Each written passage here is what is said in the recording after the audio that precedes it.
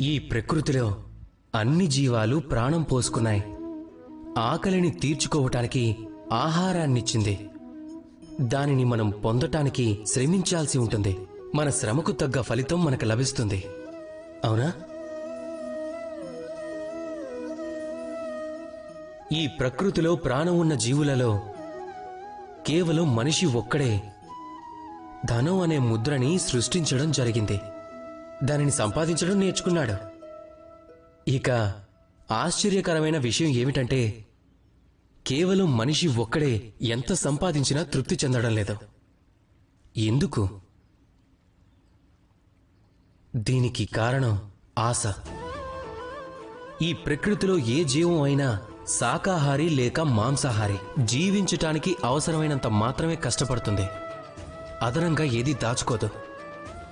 కానీ మనిషి అవసరానికి మించి సంపాదించాలనుకుంటాడు.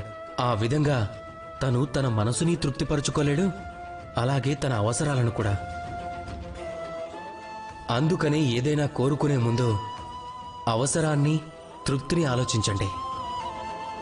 కాదు అనుకుంటే ఈ భూమిపై అసంతృప్తిగానే మిగిలిపోతారు.